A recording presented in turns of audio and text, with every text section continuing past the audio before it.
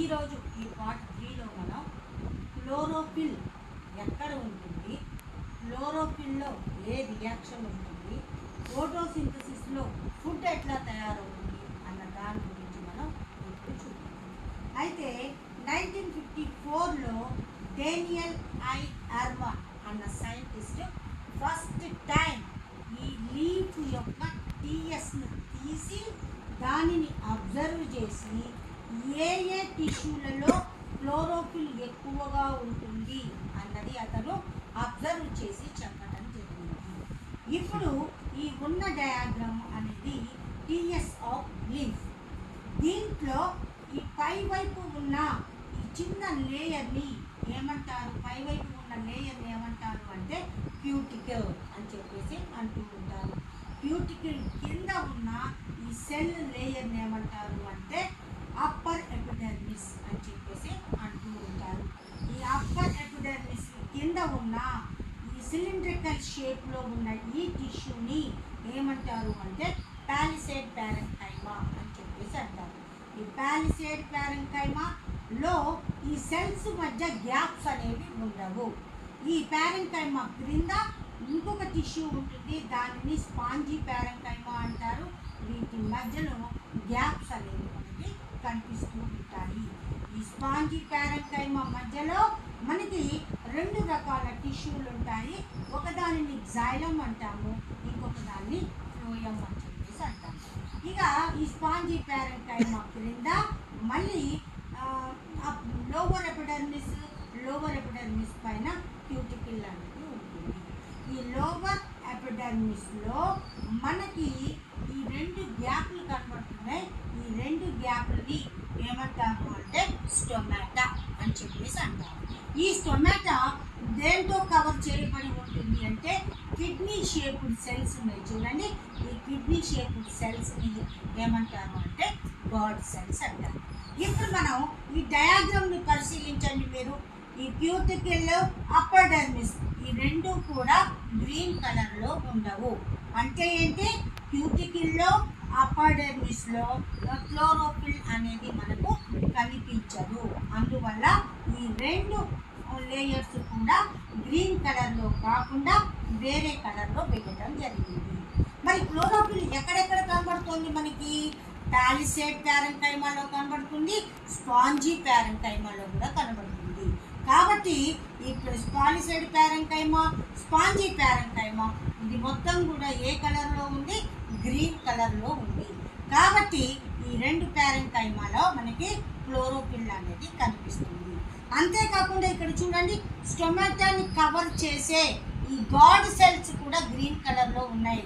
అంటే వీటిల్లో కూడా క్లోరోఫిల్ అనేది ఉంటుంది. మరి ఈ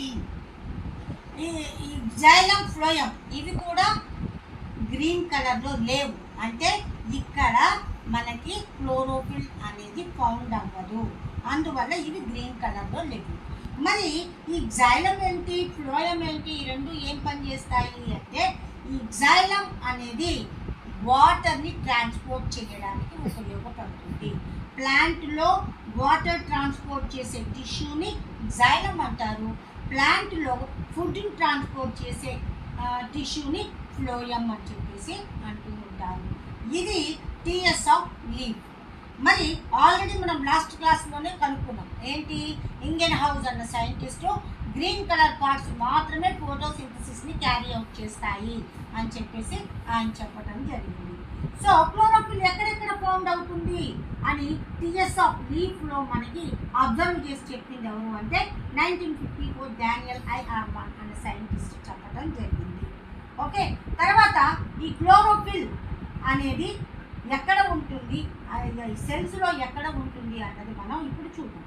ఈ సెల్స్లో కొన్ని ఆర్గనెల్స్లో ఈ క్లోరోఫిల్ అనేది ఉంటుంది. సెల్స్లోని కొన్ని ఆర్గనెల్స్లో క్లోరోఫిల్ ప్రజెంట్ అయి ఉంటుంది.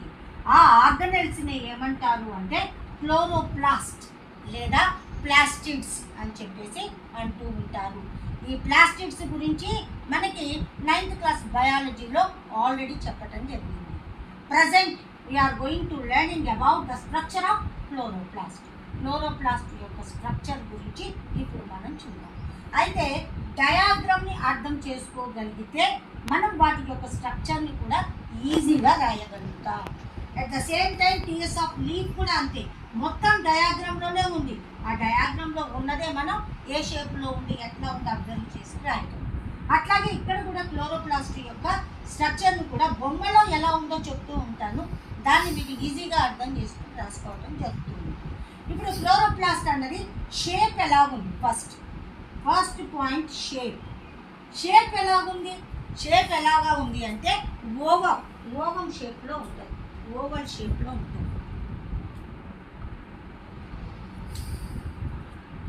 ఫస్ట్ పాయింట్ షేప్ ఎలా ఉంది అంటే ఓవల్ షేప్లో ఉంటుంది. సెకండ్ పాయింట్, ఇది ఒక మెంబ్రేనస్ స్ట్రక్చర్, అంటే దీనిని కవర్ చేస్తూ మొత్తం 3 మెంబ్రెయిన్స్ ఉంటాయి.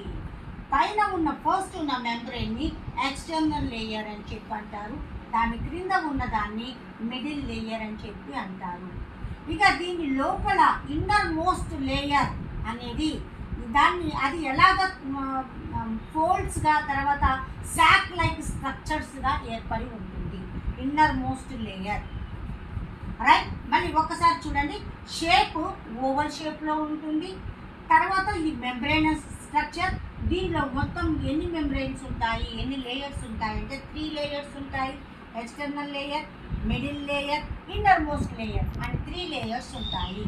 ఇక నెక్స్ట్ పాయింట్, దీనికి ఇన్నర్ సైడ్న ఉన్న ఈ లిక్విడ్ పోర్షన్ని ఏమంటారు అంటే స్ట్రోమా అని చెప్పేసి అంటూ ఉంటారు. ఇది ఇంతకుముందే చెప్పుకున్నాం మనం, ఇన్నర్ లేయర్ సాక్ లైక్ స్ట్రక్చర్స్ని ఏర్పరుస్తుంది అని చెప్పుకున్నాం. మరి దీనిలో ఈ స్టాక్ లైక్ స్ట్రక్చర్స్లో కొన్ని కాయిన్స్, పైల్ ఆఫ్ కాయిన్స్గా అంటే గ్రూప్ ఆఫ్ కాయిన్స్గా కొన్ని స్ట్రక్చర్లు ఉండటం జరిగింది.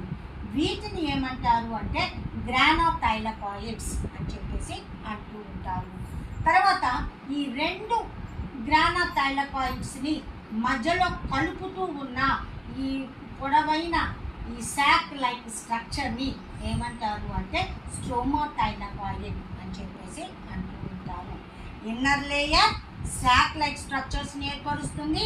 ఈ సాక్ లైక్ స్ట్రక్చర్స్లో కాయిన్స్ అన్నీ కూడా ఒక గ్రూప్గా ఉన్నట్టు పైల్ ఆఫ్ కాయిన్స్ స్ట్రక్చర్స్ ఉంటాయి. ఈ పైల్ ఆఫ్ కాయిన్స్ స్ట్రక్చర్స్ని మనం గ్రానోథైలకాయిడ్స్ అని చెప్పేసి అంటూ ఉంటాము. మరి ఈ గ్రానోథైలకాయిడ్స్కి లింక్ లాగా ఉన్న ఈ పొడవైన సాక్ లైక్ స్ట్రక్చర్నే మనం స్ట్రోమాథైలకాయిడ్ అని చెప్పేసి అంటూ ఉంటాము. ఇది క్లోరోప్లాస్ట్ యొక్క స్ట్రక్చర్. ఈ క్లోరోప్లాస్ట్ని డిస్కవర్ చేసిన ఆయన ఎవరు అంటే 1883లో జూలియస్ వాన్ సాక్స్ అన్న సైంటిస్టు ఫస్ట్ టైం ఈ క్లోరోప్లాస్ట్ని డిస్కవర్ చేయడం జరిగింది. ఒక్కొక్క సెల్లో ఎన్ని క్లోరోప్లాస్టులు ఉంటాయి అంటే 40 నుంచి 100 వరకు క్లోరోప్లాస్టులు ఉంటాయి. ఇప్పుడు మనం ఫోటోసింథసిస్లో ఫుడ్ ప్రిపరేషన్ అంతా ఎక్కడ జరుగుతుంది అంటే ఈ క్లోరోప్లాస్ట్లోనే జరుగుతుంది. మరి ఆ ఫుడ్ ప్రిపరేషన్ ఎట్లా జరుగుతుంది, మరి ఎన్ని స్టెప్లు ఉంటాయి అవన్నీ కూడా నెక్స్ట్ క్లాస్లో తెలుసుకుందాం. రైట్, ఇప్పుడు మనం ఒక థైలకాయిడ్ని తీసుకుని దాని యొక్క స్ట్రక్చర్ని అబ్జర్వ్ చేస్తే దాని మీద మొత్తం కూడా చిన్న డాట్స్ లాంటి పిగ్మెంట్స్ అనేవి ఉంటాయి. ఎన్ని పిగ్మెంట్స్ ఉంటాయి అంటే 250 నుంచి 400 వరకు పిగ్మెంట్స్ ఉంటాయి. ఈ పిగ్మెంట్స్ అగైన్ 2 టైప్స్గా ఉంటాయి. క్లోరోఫిల్ ఏ, ఇది ఏ కలర్లో ఉంటుంది అంటే బ్లూయిష్ గ్రీన్ కలర్లో ఉంటుంది. క్లోరోఫిల్ బి, ఇది ఏ కలర్లో ఉంటుంది అంటే ఎల్లోయిష్ గ్రీన్ కలర్లో ఉంటుంది. ఇది టోటల్గా క్లోరోప్లాస్ట్ యొక్క స్ట్రక్చర్. నెక్స్ట్ మనం ఇప్పుడు ఈ క్లోరోప్లాస్ట్లో ఏ రియాక్షన్స్ జరుగుతాయి, ఎలా జరుగుతాయి అన్న దాని గురించి చూద్దాం. ఈ క్లోరోప్లాస్ట్లోనే ఫుడ్ ప్రిపరేషన్ మొత్తం కూడా జరుగుతుంది అని మనం చెప్పుకుంటాం. మరి ఫుడ్ ప్రిపరేషన్ జరగాలి అంటే 2 రకాల రియాక్షన్స్ ఉంటాయి. ఒకటి లైట్ రియాక్షన్, 2 డార్క్ రియాక్షన్. మరి లైట్ రియాక్షన్ ఎక్కడ జరుగుతుంది అంటే ఈ స్ట్రోమాథైలకాయిడ్స్, గ్రానోథైలకాయిడ్స్ ఉన్నాయి కదా, వీటిల్లో ఈ లైట్ రియాక్షన్ అనేది జరుగుతూ ఉంటుంది. మరి డార్క్ రియాక్షన్ ఎక్కడ జరుగుతుంది అంటే ఇది స్ట్రోమాలో డార్క్ రియాక్షన్ అనేది జరుగుతుంది. లైట్ రియాక్షన్ అంటే ఇది సన్ లైట్ ఉన్నప్పుడు మాత్రమే జరుగుతుంది కాబట్టి దీనిని లైట్ రియాక్షన్ అని చెప్పి అంటారు. దాన్నే లైట్ డిపెండెంట్ రియాక్షన్ అని కూడా అంటారు. దీన్నే ఫోటో కెమికల్ రియాక్షన్ అని చెప్పేసి కూడా అంటూ ఉంటారు. ఈ లైట్ రియాక్షన్కి 3 పేర్లు ఉన్నాయి. Light dependent reaction, photo chemical reaction అని చెప్పేసి అంటూ ఉంటారు. దీనిని ఎవరు కనుక్కున్నారు అంటే రాబర్ట్ హిల్ అన్న సైంటిస్ట్ దీనిని కనుక్కోవడం జరిగింది కాబట్టి ఆయన పేరు మీదుగా ఇదే రియాక్షన్ని ఏమంటారు అంటే హిల్స్ రియాక్షన్ అని కూడా అంటూ ఉంటారు. మనం ఆల్రెడీ ఇక్కడ చూసుకున్నాం థైలకాయిడ్ మీద ఏముంటాయి అంటే పిగ్మెంట్స్ ఉంటాయి. ఈ పిగ్మెంట్స్ ఏంటి? Chlorophyll A, chlorophyll B. మనం లాస్ట్ క్లాస్లోనే తెలుసుకున్నాం. క్లోరోఫిల్ పని ఏంటి అంటే ట్రాపింగ్ ఆఫ్ సన్లైట్, అంటే సన్లైట్ని ట్రాప్ చేస్తుంది అని చెప్తున్నాం.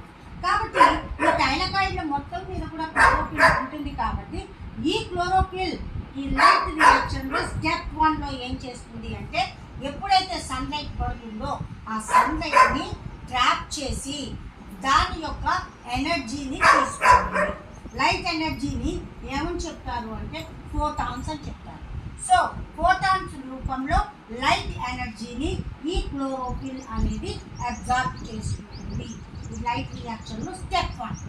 ఇక స్టెప్ 2లో ఏమవుతుంది అంటే ఎప్పుడైతే ఇది ఎనర్జీని ట్రాప్ చేసుకుందో ఫోటాన్ రూపంలో ఈ ఫోటాన్స్ ఏం చేస్తాయి అంటే ఈ వాటర్ మాలిక్యూల్ని బ్రేక్ డౌన్ చేస్తాయి. హైడ్రోజన్ గాను తర్వాత ఆక్సిజన్గా వాటిని బ్రేక్ డౌన్ చేయడం జరుగుతుంది. అంటే ఏంటి?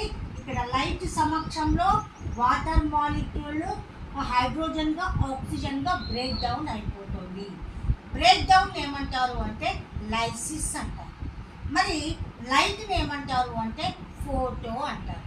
కాబట్టి ఈ రియాక్షన్ ఏమంటారు అంటే ఫోటోలైసిస్ అని చెప్పేసి అంటూ ఉంటారు. ఇక ఫోటోలైసిస్ అయిపోయిన తర్వాత ఇక్కడ ఉన్న హైడ్రోజన్లు ఏం చేస్తాయి అంటే అదే సెల్లో ఉన్న స్పెషల్ మాలిక్యూల్స్ NADP, ఈ NADPతో ఈ హైడ్రోజన్ మాలిక్యూల్స్ కలిసి NADPH మరియు ATPలుగా ఏర్పడతాయి. NADP అంటే nicotinamide adenosine diphosphate, nicotinamide adenosine diphosphate. దీంతో హైడ్రోజన్ని కలుస్తుంది, కలిసి NADPHగా మరియు ATPగా ఏర్పడుతుంది. మరి ఇక్కడ హైడ్రోజన్ని కలుపుతున్నాం కాబట్టి కెమిస్ట్రీ ప్రకారం ఈ కెమికల్ రియాక్షన్ ప్రకారం దీనిని ఏమంటారు అంటే రిడక్షన్ అంటారు. NADP రిడక్షన్ అయ్యి NADPH మరియు ATPగా ఏర్పడుతుంది. NADP యొక్క ఫుల్ ఫామ్ ఏంటి? Nicotinamide adenosine diphosphate. మరి ATP యొక్క ఫుల్ ఫామ్ ఏంటి? అడినోసిన్ ట్రైఫాస్ఫేట్గా ఏర్పడుతుంది. ఇక ఇక్కడ విడుదలైన ఎనర్జీని ATPని యూజ్ చేసుకొని ఏ రియాక్షన్ జరుగుతుంది అంటే డార్క్ రియాక్షన్ జరుగుతుంది. దీనికి లైట్తో పని లేదు. ఈ రియాక్షన్ నుంచి ఎమ్మటే ఈ కింది రియాక్షన్ అందుకుంటుంది అన్నమాట. దీనికి లైట్ లేకపోయినా ఈ రియాక్షన్ జరుగుతుంది కాబట్టి దీన్ని ఏమంటారు అంటే డార్క్ రియాక్షన్ అంటారు, లైట్ ఇండిపెండెంట్ రియాక్షన్ అంటారు. దీన్ని కాల్విన్ అన్న సైంటిస్ట్ కనుక్కోవడం జరిగింది. ఇక ఈ డార్క్ రియాక్షన్లో ఏం జరుగుతుంది అంటే NADPH తర్వాత ఇంకో మిగిలిన H ఉంటుంది కదా, ఆ హైడ్రోజన్ మాలిక్యూల్ అది కార్బన్ డైఆక్సైడ్తో కలిసి గ్లూకోజ్ని తర్వాత వాటర్ని ఆక్సిజన్ని బై ప్రొడక్ట్స్గా ఏర్పరచడం జరుగుతుంది. ఈ గ్లూకోజ్ తర్వాత దేని విధంగా మారుతుంది అంటే స్టార్చ్ రూపంలో మారుతుంది. స్టార్చ్ రూపంలో దీన్ని ఏర్పరచుకొని ప్లాంట్స్ వీటిని స్టోరేజ్ చేసుకోవడం జరుగుతుంది. ఇట్లా క్లోరోప్లాస్ట్లో ఫుడ్ ప్రిపరేషన్ మొత్తం కూడా ఈ 2 రియాక్షన్లలో జరుగుతూ ఉంటుంది. మరి ఈ క్లోరోప్లాస్టులు అన్నీ ఎక్కడుంటాయి అంటే మళ్ళీ గ్రీన్ కలర్ పార్ట్స్లో ఉంటాయి. మరి గ్రీన్ కలర్ పార్ట్స్ ఏంటి మెయిన్గా అంటే లీవ్స్. కాబట్టి ఈ లీవ్స్ని ఏమంటారు అంటే కిచెన్ ఆఫ్ ది ప్లాంట్స్ అని చెప్పేసి అంటుంటారు. మన ఇంట్లో వంటగదిలోనే కదా ఆహారం తయారు చేసుకునేది, మరి ఇక్కడ కూడా లీవ్స్లోనే కదా మెయిన్గా ఆహారం తయారయ్యేది. అందుకని ఈ లీవ్స్ని ఏమంటారు అంటే కిచెన్ ఆఫ్ ది ప్లాంట్స్ అని చెప్పేసి అంటూ ఉంటారు. మరి ఒక క్లోరోఫిల్లేనా, ఈ ఒక పిగ్మెంటేనా ఫుడ్ ప్రిపరేషన్కి ఉపయోగపడేది, సన్లైట్ని ట్రాప్ చేసేది అంటే నాట్ ఓన్లీ క్లోరోఫిల్ లాంటి పిగ్మెంట్స్ వేరే ఉన్నాయి. ఏంటవి అంటే జాంతోఫిల్స్, ఫైకోబిలిన్స్ ఇలాంటి అదర్ పిగ్మెంట్స్ కూడా కొన్ని రకాల ప్లాంట్స్లో ఫోటోసింథసిస్ని క్యారీ అవుట్ చేయడం జరుగుతూ ఉంటుంది. కొన్ని చెట్లకి లీవ్స్ రెడ్ కలర్లో ఉంటాయి, అంటే రెడ్ కలర్లో ఉంటాయి ఫుడ్ ప్రిపేర్ చేయవా అంటే దాంట్లో ఈ జాంతోఫిల్స్ అనేవి, ఫైకోబిలిన్స్ అనేవి అదర్ పిగ్మెంట్స్ ఉంటాయి. అవి ఏం చేస్తాయి, అవి కూడా లైట్ని ట్రాప్ చేసి ఫుడ్ని ప్రిపేర్ చేయడం జరుగుతుంది. ఇట్లా క్లోరోప్లాస్ట్ యొక్క స్ట్రక్చర్, మరి దాంట్లో ఫుడ్ ప్రిపరేషన్ ఎట్లా జరుగుతుంది అనేది మనం ఈ క్లాస్లో చూడటం జరిగింది. నెక్స్ట్ క్లాస్లో మనం దీని మీద ఎక్స్పెరిమెంట్స్, CO2 అవసరమా, హైడ్రోజన్ అవసరమా, లేకపోతే లైట్ అవసరమా, వీటన్నింటినీ మనం ప్రూవ్ చేస్తూ కొన్ని ఎక్స్పెరిమెంట్లు చేయాల్సి ఉంటుంది. ఆ ఎక్స్పెరిమెంట్ గురించి నెక్స్ట్ క్లాస్లో తెలుసుకుంటాం.